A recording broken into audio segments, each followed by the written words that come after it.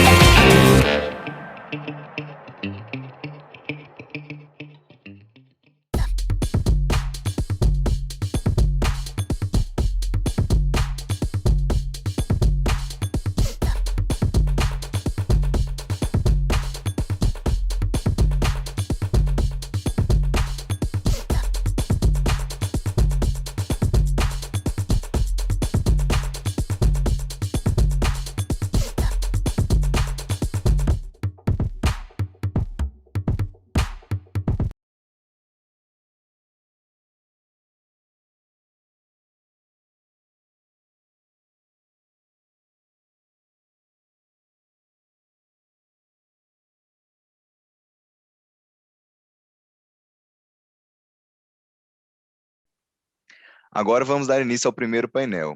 Dessa forma, informamos que a ferramenta permite que vocês façam perguntas aos palestrantes através do ícone Q&A. O mediador receberá as perguntas e, dentro do tempo do painel, tentará levar os palestrantes.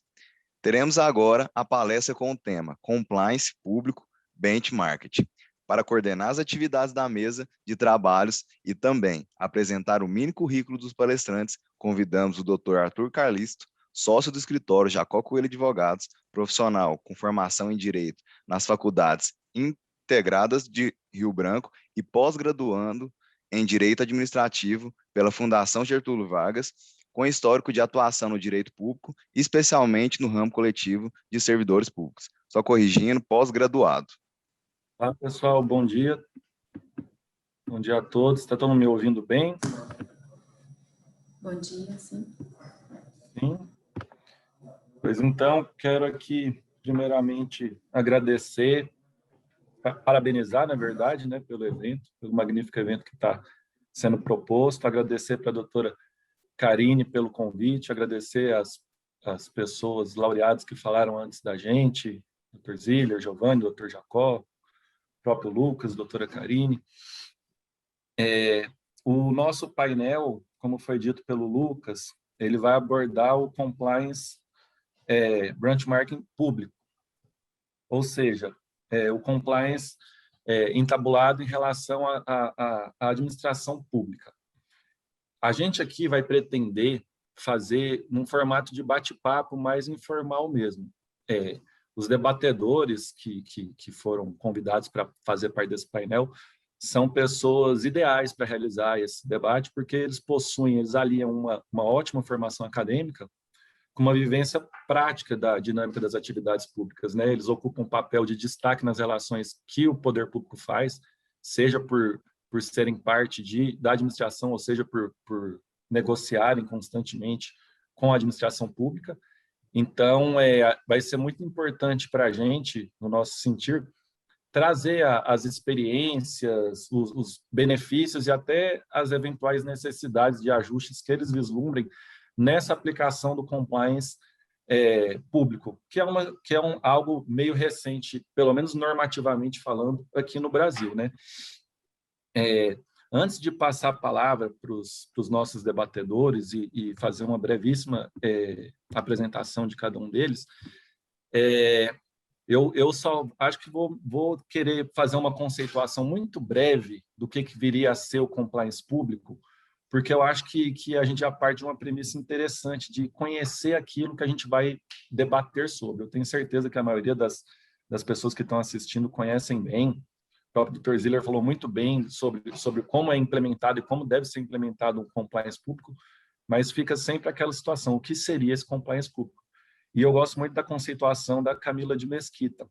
Ela fala que o Programa Normativo de Integridade e Conformidade, elaborado pelos órgãos e entidades da administração pública, que, abarcando um conjunto de mecanismos e procedimentos setoriais, se destinaria a promover uma eficaz, eficiente e efetiva análise e gestão de riscos decorrentes da implementação, monitoramento e execução das políticas públicas. O programa de compliance, para ela, procuraria promover um fortalecimento tanto da comunicação interna, como na interação entre os órgãos e entidades da administração pública na gestão das políticas públicas. Isso traria, ao ver da doutrinadora, uma maior segurança e transparência das informações e, consequentemente, promoveria um incentivo à denúncia de irregularidades e controle da corrupção, focada no resultado eficiente, ou seja, maximização do bem-estar social.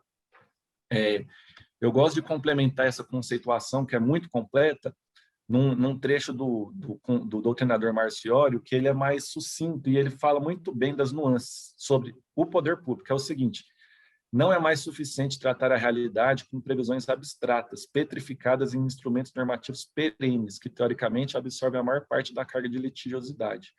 Hoje é necessário que o Estado trabalhe com a realidade mediante estabelecimento de metas variáveis de acordo com as situações que se põem. A própria CGU, quando ela elaborou o Guia de Integridade Pública, ela foi mais ou menos nesse mesmo sentido, de demonstrar que as grandes preocupações, na verdade, são a de dever de informação, né? Proteger os órgãos e as entidades quanto a riscos de corrupção e orientá-los para a adequada prestação de seus serviços, e também o conhecimento do órgão que está sendo feito, onde está sendo feito esse compliance público, para que seja estabelecido de uma forma que guarde as peculiaridades desse órgão. O Dr. Ziller falou muito bem, tem uma cultura atrás de cada órgão. Então, às vezes, você implementar de uma maneira X na Saneago não vai ser igual você implementar de uma maneira Y na GoInfra, por causa dos servidores, por causa da estrutura, por causa de quem negocia, por causa do tipo de negócio que é feito, tipo de relação que a administração pública faz, enfim. Então, até já me alonguei demais e queria trazer, então, os nossos painelistas para fazer o debate é todo deles, e a primeira pessoa que eu vou chamar aqui, convidar para explicar e falar sobre as suas vivências, suas experiências, as suas impressões, é o Dr. Pedro Salles. Ele é o presidente da GoInfra atualmente, ele é graduado em Direito, pós-graduado, servidor do STF de carreira, e ocupa já a significativo espaço de tempo a presidência da GoInfra, e eu convido ele o Dr. Pedro, e agradeço a presença para ele falar com a gente sobre a parte dele, sobre as experiências e as vivências dele.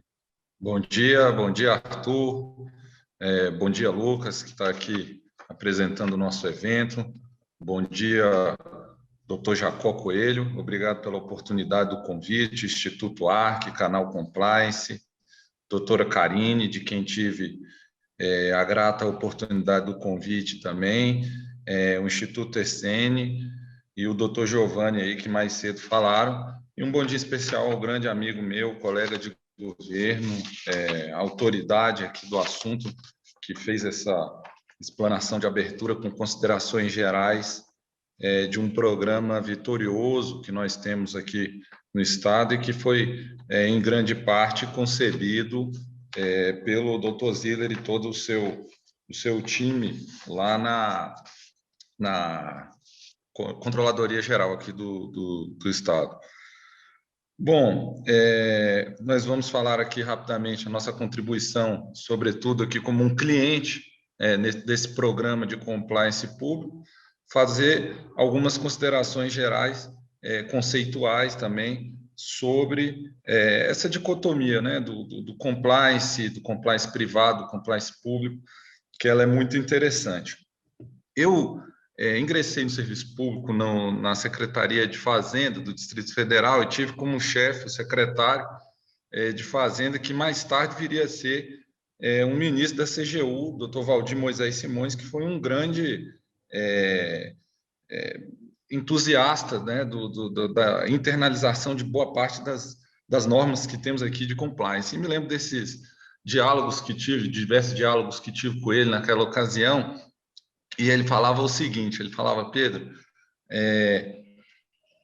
o compliance ele tem um núcleo duro, que é o que você deve entender assim como conteúdo mínimo do compliance, que é o quê? Diagnóstico e contra-inteligência de risco, né? Toda a essência do compliance ela está circunscrita a diagnóstico, né? E contra-inteligência de risco. Dentro dessa matriz, aí você abre para desdobra para gestão de riscos, desdobra para transparência, desdobra para ética e responsabilização, que não por acaso são os pilares do programa de compliance público da nossa CGE aqui no estado de Goiás. Então, a partir de um momento em que você tem um núcleo duro que seria associado ao conceito geral, o que distinguiria, então, essa perspectiva de compliance público e compliance privado? Não é tão diferente, na minha opinião, das próprias distinções de perspectiva de direito privado e de direito público. O compliance ele surge, assim, tem suas matrizes, suas origens, né, nas políticas de due diligence no mercado corporativo americano, anglo-saxão de uma forma geral, e avança até chegar às esferas públicas.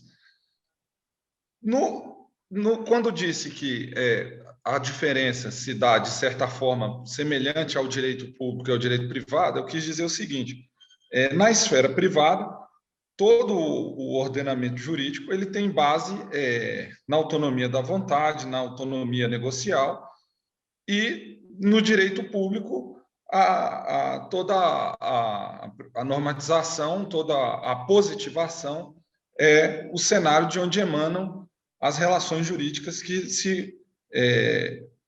pelas quais se regem as relações jurídicas positivadas. Então, Na esfera privada, autonomia negocial, na esfera pública, a gente fica sempre muito adstrito ao direito positivo e à legalidade. Então, no compliance também não é tão diferente. Você tem no mercado privado, no mercado corporativo, normas muito mais fluidas, matrizes de riscos muito mais adaptáveis e adequadas ao ambiente corporativo vivenciado pela aquela instituição privada que tem a sua rotina e faz ali dentro da sua rotina o seu diagnóstico e a sua contra-inteligência de risco. E na esfera pública, a gente precisa positivar, normatizar regras de diagnóstico e contra-inteligência de risco dentro da perspectiva pública, e aí sim a gente vivenciar o compliance público propriamente dito dentro das esferas públicas. Bom, no direito brasileiro, vou fazer aqui uma perspectiva histórica rápida do compliance público, panorama normativo, porque, como disse que temos que, como distinção do compliance público, a necessidade de um panorama normativo, falo aqui rapidamente, então, de regras que considero absolutamente essenciais para a formação do arcabouço daquilo que a gente vem a dizer que é o compliance público. A gente tem a origem do compliance público na Convenção das Nações Unidas contra a corrupção, né? Depois dessa convenção, a gente editou o Decreto 5678 de 2006, que veio a consagrar o que eu chamaria de uma máxima universal de compliance público, que é a devida gestão dos assuntos e bens públicos. Então, assim como no processo civil, a gente teria assim um princípio universal, que seria o devido processo legal, corolário genérico do qual se extrai diversos substratos e regras de processo civil, a gente também tem no compliance uma espécie de devido processo legal, que seria a máxima da devida gestão dos assuntos e bens públicos, que emana lá da Convenção das Nações Unidas contra a Corrupção, e internalizada no Brasil pelo Decreto 5678 de 2006.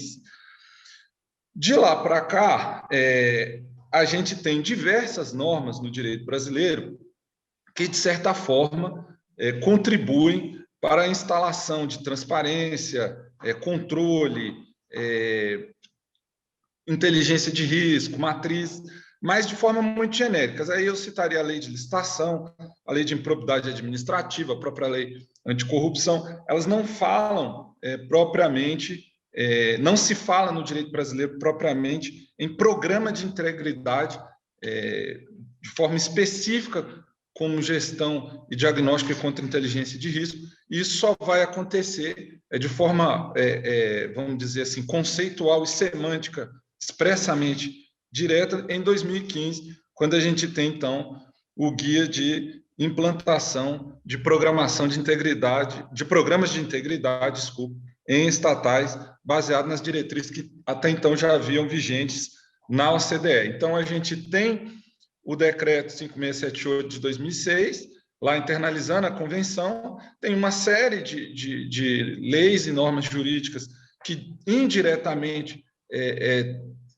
possuem valores que se relacionam com valores que se coadunam com compliance público, mas que de forma específica e direta trate de programa de integridade. A gente vai lá em 2015 no guia de implantação de programas de integridade em estatais, baseado nas diretrizes da OCDE. Evoluímos um pouco na Lei 13.303, quando no artigo 8º, inciso 7º, a gente começa a falar em política de transações obedientes à conformidade nas estatais nacionais, e a gente tem também na 13.303 um artigo 9º, que é a edição de um código de conduta e integridade. Aqui eu gostaria só de fazer uma pausa, acabei acelerando um pouco, e fazer uma questão introdutória, rapidamente, que é o seguinte: veja que, quando cito as primeiras experiências normativas relacionadas ao compliance público, veja que a gente vem de uma convenção nacional, uma convenção das Nações Unidas contra a corrupção. Então, tem, de certa forma, uma relação mais ou menos direta e ora indireta de compliance e corrupção.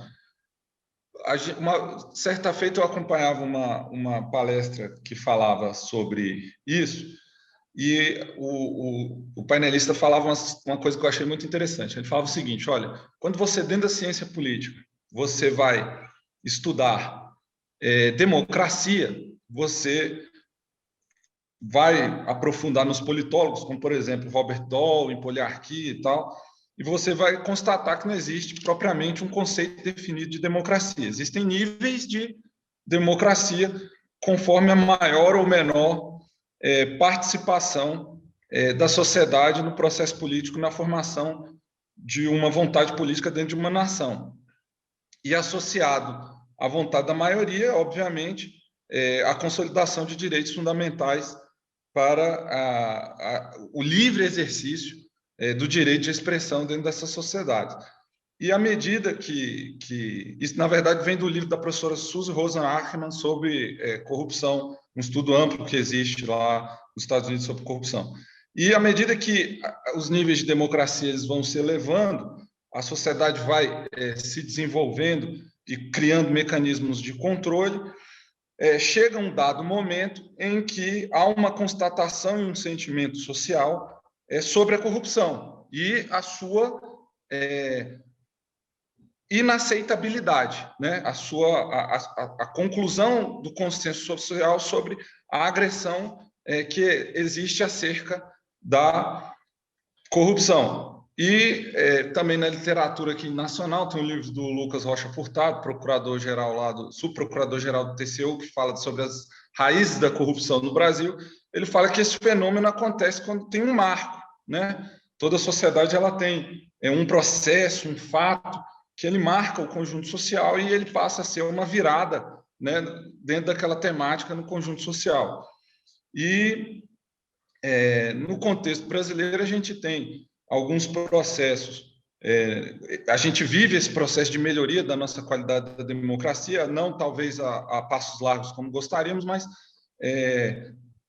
chegando lá, evoluindo lentamente. Aí a gente tem os processos do mensalão, a gente tem os processos da Lava Jato, e a gente começa, em cooperação jurídica internacional, a observar com mais atenção. A gente tem nesses processos uma espécie de virada aí para observar com mais atenção essas sistemáticas de corrupção e de compliance, de tentar entender melhor as relações que se dão no ambiente corporativo, de que forma essas relações do ambiente corporativo conseguem permear as esferas públicas para obtenção dos seus interesses de forma não republicana, e a gente começa a dar um pouco mais de atenção para essa interface público-privado e de que forma ela tem nos lesado, vamos dizer assim, ou construído relações que têm construído desvios de comportamento de agentes públicos e privados e causado tanto prejuízo à nação. Então, a gente vem construindo, vamos dizer assim, um sentimento anticorrupção, né? E desse sentimento anticorrupção, a gente vem experimentando essa evolução normativa que vem citando aqui, parei aqui no artigo 8º, aqui, inciso 7º, da Política de Transações Obedientes à Conformidade, e cito aqui também no artigo 9º da Lei 13.303, a edição de um Código de Conduta e Integridade, ou seja, lá na 13.303 a gente já começa a ter a imposição de forma cogente normas do direito brasileiro, impondo que estruturas públicas, ainda na esfera do direito das estatais, da sociedade de economia mista, impondo que se crie políticas de transação e conduta e integridade. Depois a gente teve a 13.848, que impôs aí a adoção de programas de integridade para agências reguladoras. A gente sai da 13.303, aquele universo adstrito a empresas públicas e sociedade de economia mista, entra na 13.848 e expande aquilo para agências reguladoras. E então, em 2017, a gente tem no artigo 19 do Decreto 9.203, de 2017, a obrigatoriedade para programas de integridade para toda a administração direta e indireta.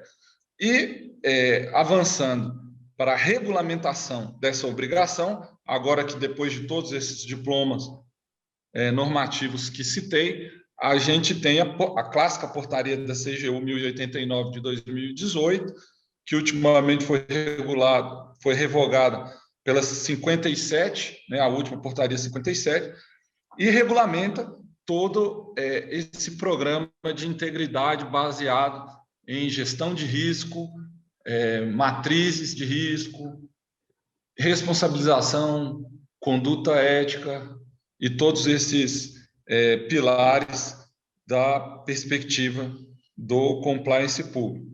Então, veja que, enquanto, voltando a um ponto que falei, na esfera privada, você tem normas que surgem da dinâmica própria do ambiente corporativo, das relações das empresas entre si, ou até mesmo com o Estado, mas sob a perspectiva negocial, puramente da autonomia da vontade. No compliance público, a gente avança conforme um programa de positivação dentro do ordenamento jurídico, que, de certa forma, traz para a esfera pública e para o ordenamento jurídico perspectivas e regras que são comuns às regras também de compliance privado, claro, cada uma se adaptando à sua esfera e à sua dinâmica de relacionamento.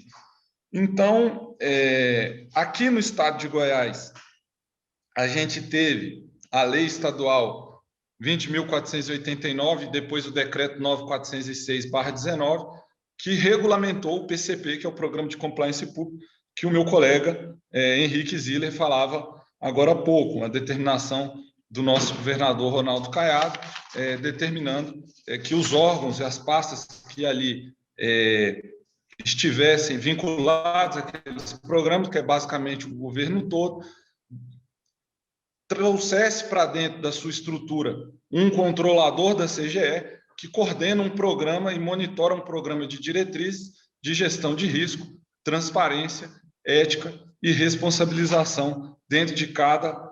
e não só isso, também um exame de tudo aquilo que existe de portarias, normas, resoluções dentro de cada estrutura pública que se adapte, se amolde, seja modificado para que, então, se conforme a esses novos valores que são preconizados pela CGE, baseados nessa legislação estadual e que bebem também da fonte dessas diretrizes federais que a gente citou aqui nessa construção do panorama normativo brasileiro em matéria de compliance público.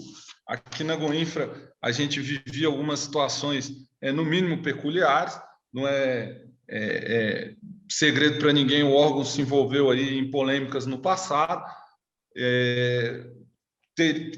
tinha um conjunto de diretrizes ainda que, infelizmente, criavam alguns espaços de possibilidade de prática de corrupção, e dentro desse programa de compliance público, a gente criou normas e diretrizes que impediam, fechavam essas lacunas de corrupção, nos adaptando às regras de compliance. Vou citar um exemplo aqui, um exemplo concreto, clássico, aqui para vocês entenderem. Por exemplo, aqui no passado, um sujeito que estivesse como fiscal da Goinfra numa dada obra rodoviária, ele poderia, junto com o empreiteiro, que é o executor da obra, conceber uma concepção de um aditivo no contrato e vir ele mesmo para dentro da agência, aprovar aquele aditivo, voltar para a obra e executá-lo.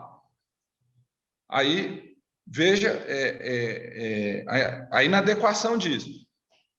O sujeito que cria a concepção de um aditivo é o próprio árbitro de si mesmo para depois executá-lo lá e possivelmente podendo levar o Estado a prejuízo.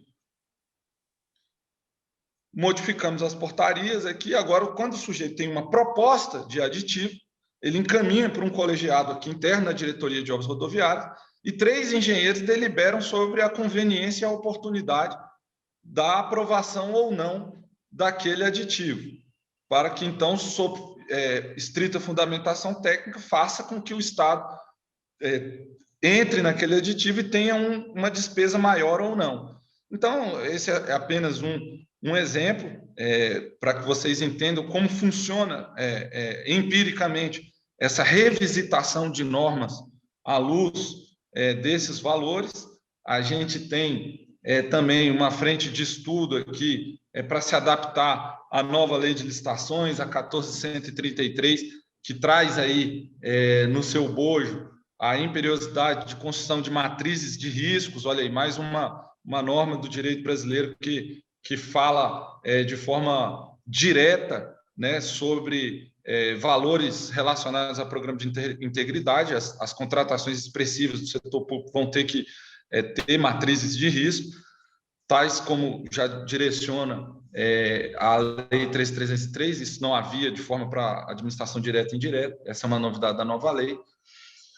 E, de uma forma geral, já agradecendo, acabei falando demais aqui, me empolguei um pouco, porque é um tema que nos entusiasma, a gente está vivendo isso aqui diariamente, de forma muito rica, graças à condução e o trabalho aí do meu amigo Henrique, que tem, assim, quase que diariamente dialogado conosco sobre a importância dessas diretrizes, e o mais importante de tudo, tem chegado na ponta, tem causado a modificação de normas, mudado a interface de relacionamento com fornecedores.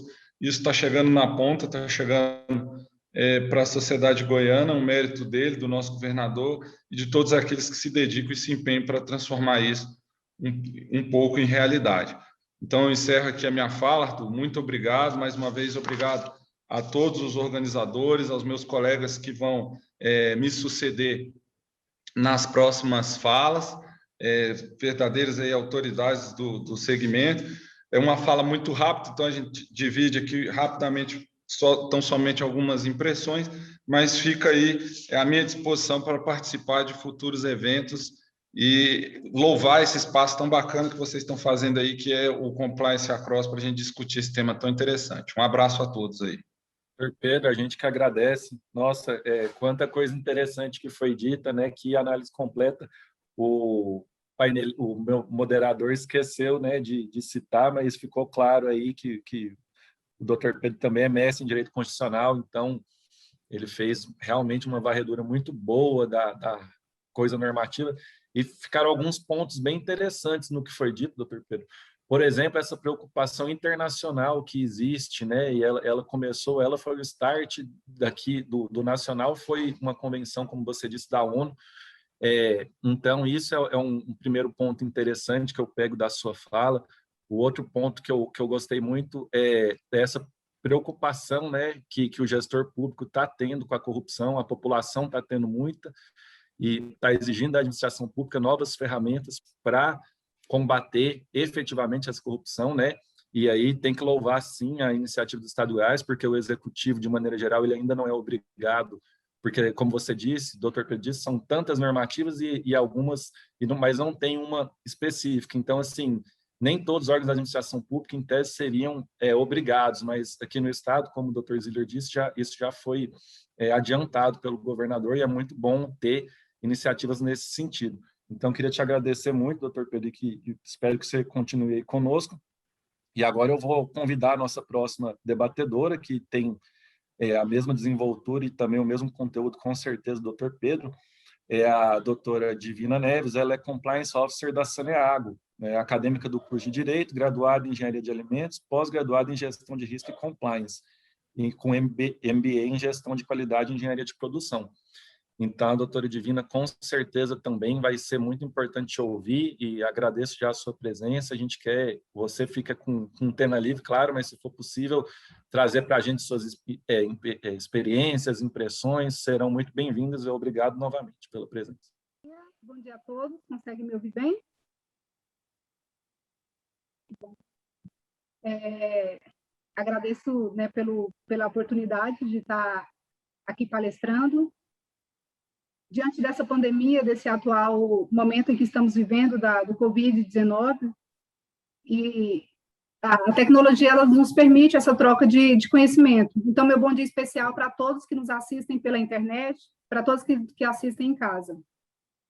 Bom, o doutor Pedro Salles, ele deu uma aula, né, para todos nós, de toda a estrutura normativa de compliance. Eu não vou me estender muito a normas e a legislações, eu vou falar um pouquinho do meu convívio do compliance público na empresa onde eu trabalho.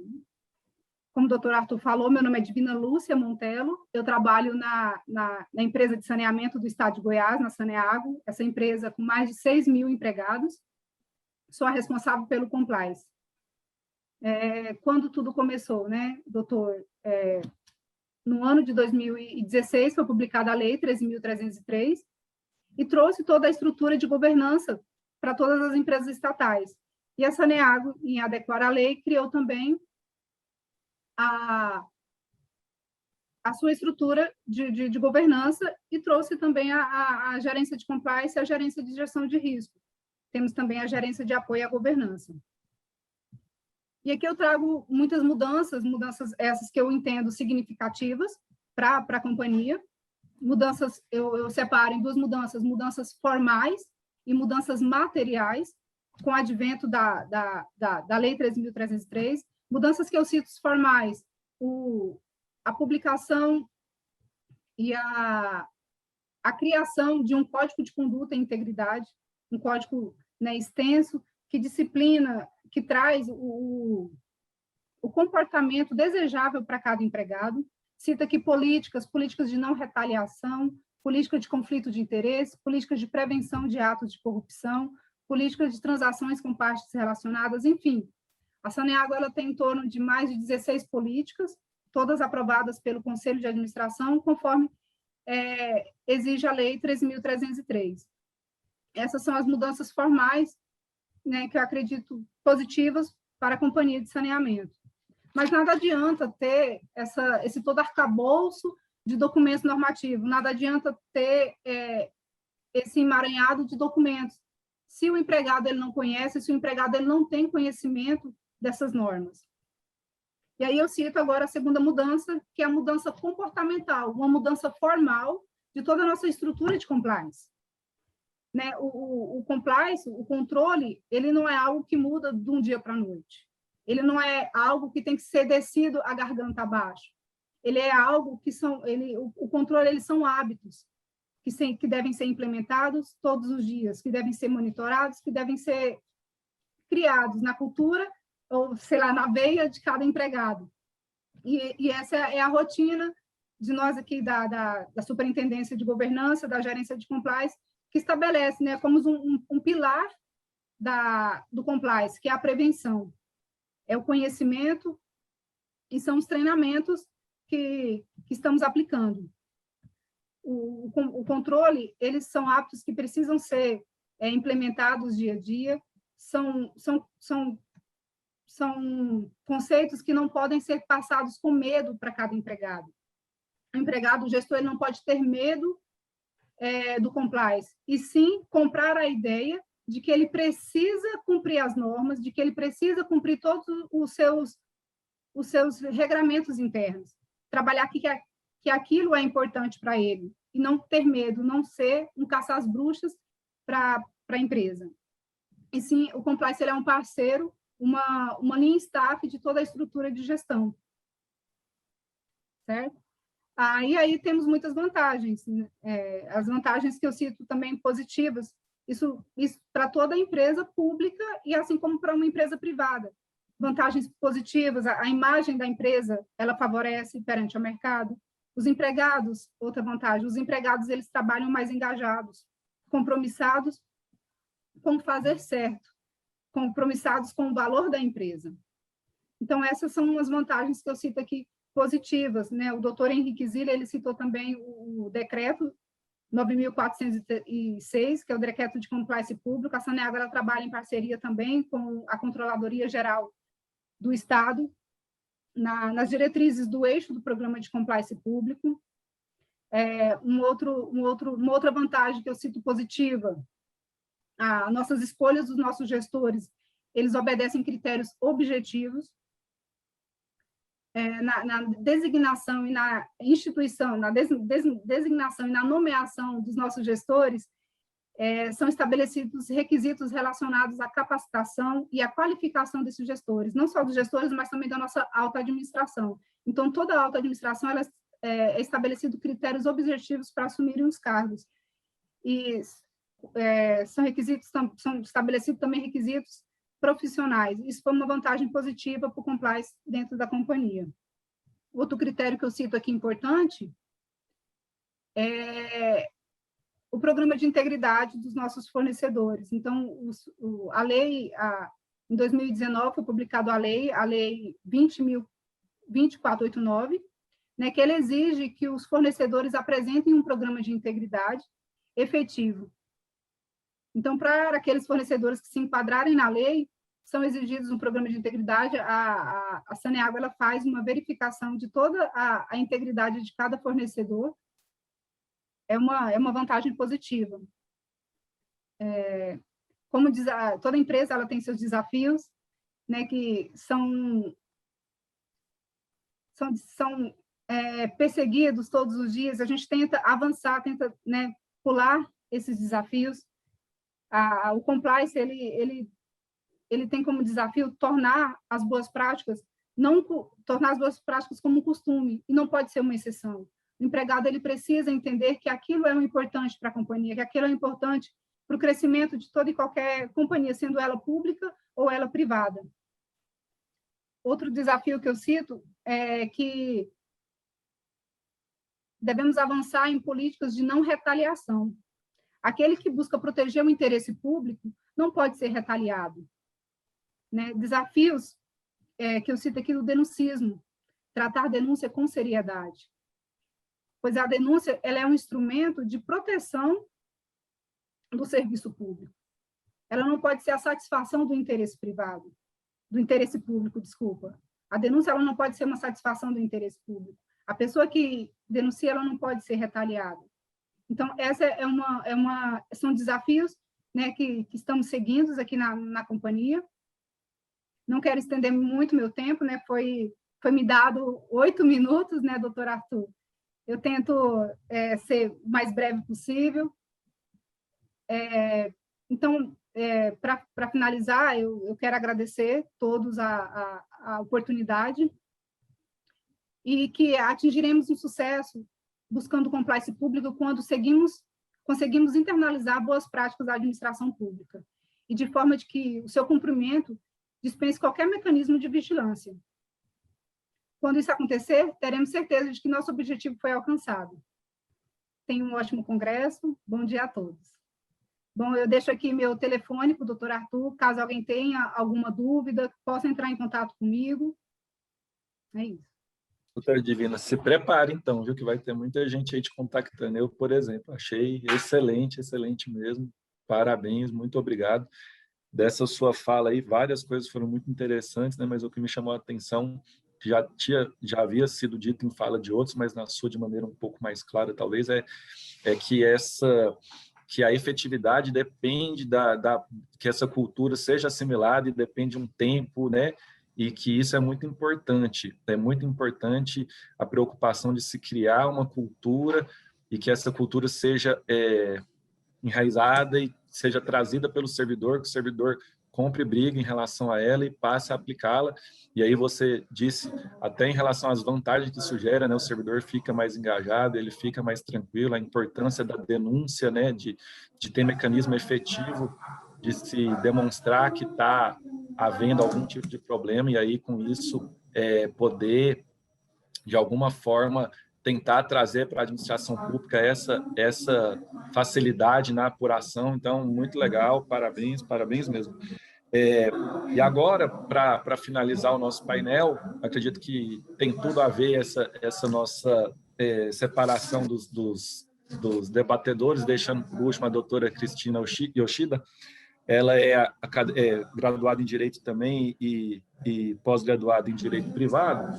E acredito que a gente vai fazer uma interface com o próximo painel, que é do direito privado, mas, assim, é muito importante, eu creio que é muito oportuno trazer a doutora Cristina, ela é gestora jurídica da Triunfo Consebra desde 2015, que é uma concessionária que está aí diretamente atuando com o poder público, fazendo as vias do poder público, né, prestando um serviço de natureza pública, de interesse público.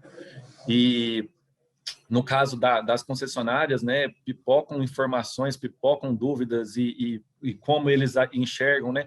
É um trabalho muito sério feito pela Triunfo Consebra, isso todo mundo sabe, mas, assim, existem outros casos que acabam, querendo ou não, fazendo parte das respostas quase sempre de quem mexe com concessionária, com concessões, como, por exemplo, a situação da Ecovias, em 2020, que ela fez um acordo sobre esse programa de integridade, fez um acordo relacionado com a efetiva denúncia, a efetiva apuração de possíveis problemas relacionados com essa relação público-privado. E aí, doutora Cristina, você fica à vontade para, dentro do seu tempo, falar daquilo que você entender mais oportuno, mas seria um prazer, uma honra pegar com você suas experiências, né, seus pontos de vista, enfim, fica à vontade, agradeço muito a presença, obrigado. Obrigada, bom dia, vocês me escutam bem? Primeiramente, eu gostaria de agradecer o convite que foi dado pela escola, pelo Instituto, pelo escritório do Dr. Jacó e pela minha colega também, Karine Eslar. Eu queria cumprimentar os meus colegas de painel, Dr. Pedro Salles, doutora Divina Lúcia, e os participantes desse evento, né, que busca muito fortalecer a cultura da integridade. Antes de falar um pouquinho sobre benchmarking, eu gostaria de tecer algumas considerações iniciais sobre a Triunfo Consebra. Como o nosso ilustre mediador, Dr. Arthur, mencionou, a Triunfo Consebra é uma pessoa jurídica de direito privado, a gente se habilitou e se sagrou vencedora num processo licitatório que foi conduzido pela União, por intermédio da sua agência reguladora, a Agência Nacional de Transportes Terrestres, e a gente assinou um contrato de concessão com uma vigência de 30 anos, né? O escopo contratual da concessionária, da Triunfo Consebra, ela envolve uma prestação de serviço público, são serviços de recuperação, de operação, de manutenção de um trecho rodoviário que hoje é o maior trecho rodoviário federal do Brasil. Nós só somos um pouco menores do que um trecho rodoviário estadual no estado de São Paulo, mas hoje nós conduzimos quase 1.200 quilômetros de extensão. Nós iniciamos no Distrito Federal, nós passamos pelos estados de Goiás e Minas, e nós contemplamos 47 municípios. Então, apesar de sermos uma pessoa jurídica de direito privado, na nossa essência, a gente tem um viés público, né? Então, por que a Triunfo está nesse painel de compliance público e não de privado? Porque a gente tem um viés anômalo, né? A gente é uma pessoa jurídica de direito privado, mas a gente presta um serviço público de natureza eminentemente pública federal. Então, como empresa privada, nós nos submetemos a 12846, a gente teve um cuidado muito inicial no início da operação em estabelecer um código de conduta e uma política de corrupção muito robusta, e a gente priorizou um tópico específico em relação a liame conduta em relação ao ente público, exatamente pelo nosso viés público. Então, além da 12846, né, que estabelece esse regramento das empresas privadas, nós temos um código de conduta, uma política de corrupção muito robusta. E como se não bastasse, por mais que a gente tenha essa conformidade de atuação no nicho privado, a gente tem uma preponderância de uma atuação e conformidade para um ente público. Então, a gente se organiza e a gente segue integralmente o que está disposto no nosso contrato de concessão, esse contrato de concessão que foi assinado com o ente federal. A gente segue os princípios constitucionais de legalidade, moralidade e eficiência, que sempre teve muito em voga, não só com a Constituição de 88, mas hoje está muito em voga em relação aos órgãos públicos. E a gente tem uma outra regulamentação, né? A nossa agência reguladora, ela tem muita resolução e muita deliberação. Então, a gente também precisa seguir essa parte pública, essa parte de regramento público, né? Então, é por isso desse viés esse plexo de questões públicas em relação ao plexo de questões particulares. Então, em relação a essa questão de implantação que o doutor Pedro falou, essa diversidade, essa dificuldade em relação do Divina Lúcia de conscientizar o colaborador, a gente tem um plus a mais. Além de conscientizar, a gente precisa assegurar um viés público. Então, o que a gente vê, atitude benchmark, né, na Triunfo Concebra, no Compliance Public, é uma imprescindibilidade de uma transparência. Mas que transparência? Uma transparência de informação. Uma transparência com a tratativa com o ente público, que é federal, é uma agência reguladora, que toca não só rodovias, ele toca transportes, ele toca portos, ele toca aeroportos, um viés particular, porque nas nossas negociações e contratações de fornecedores, como a doutora Divina, nós temos fornecedores particulares, então a gente tem um processo licitatório também, que é um pouco mais sucinto, mas também existe, e a gente tem um viés que é muito particular, a gente tem um viés com o usuário. Então, o usuário que passa pelo nosso trecho da rodovia, né, que passa pelos nossos 1.200 quilômetros, ele também é um ente particular, mas ele é um ente particular que é cuidado por essa agência reguladora. Então, a gente tem que ter uma transparência muito clara e um viés com várias pessoas distintas, né? E o que resta muito claro nesses preceitos legais, nesses preceitos normativos, o que a gente tem tido visto nesses últimos anos, que a Triunfo Concebra, inclusive, está tendo que consolidar muito, é essa questão de atender a nova legislação, como, por exemplo, a nova lei de licitações, ela estabeleceu um tópico específico de sanções, ela transcreveu integralmente o artigo 5º da 12846, né? A gente tem a própria agência reguladora, que é a nossa agência que estabelece as nossas regulamentações, emitindo um regulamento de concessões rodoviárias federais, que ainda não está fechado, ele foi submetido a audiências públicas, e que está sendo discutido pela agência reguladora e que traz tópicos específicos desse dever de transparência de informações.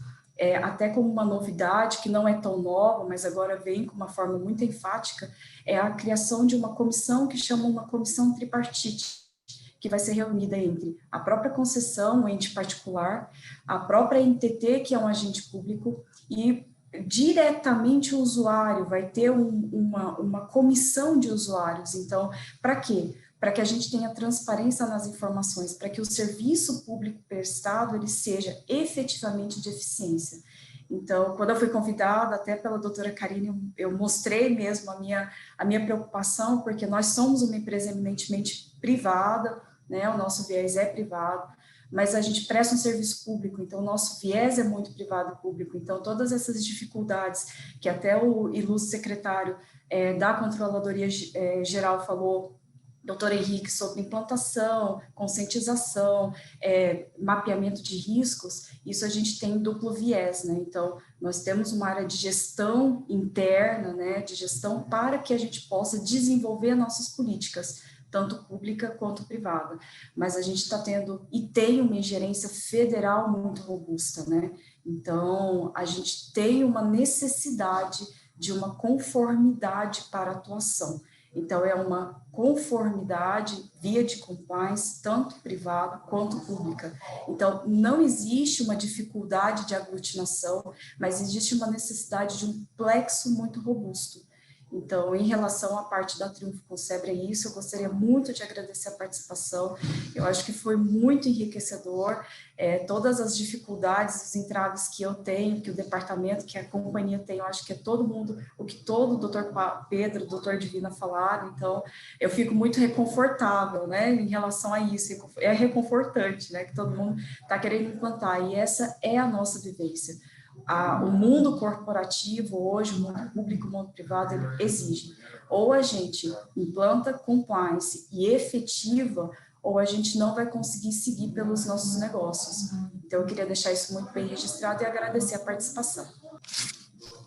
A Cristina aqui fala maravilhosa, agradeço muito a você, né? A gente vê a preocupação, né? Como o privado que atua com o poder público, ele fica assim, ele fica sujeito a um monte de regramentos e um monte de obrigações, mas ele não é poder público, mas ele faz as vias. A gente sabe que esse tema aí, se a gente quisesse fazer 3 painéis, ainda ia ter assunto, Mas o nosso já está com um tempo estouradíssimo. A gente teve, inclusive, questionamentos que depois eu vou ter que passar no privado para vocês, mas queria agradecer muito aos nossos debatedores, foi enriquecedor, foi muito grande. Agradecer a doutora Karine, a Cross, todo mundo aí que possibilitou esse painel e espero que tenha sido útil para todo mundo. Para mim foi uma experiência maravilhosa e queria agradecer e que venha com o painel de direito privado, que com certeza vai tangenciar em muitas coisas o que a gente falou aqui. Um abraço. Agradecemos a participação dos palestrantes, do mediador e ao público. E para acessar o próximo painel, pedimos a gentileza de acessarem a plataforma da ECN novamente e clicar no botão do próximo painel para entrar na sala do painel e continuar assistindo o nosso congresso. Muito obrigado.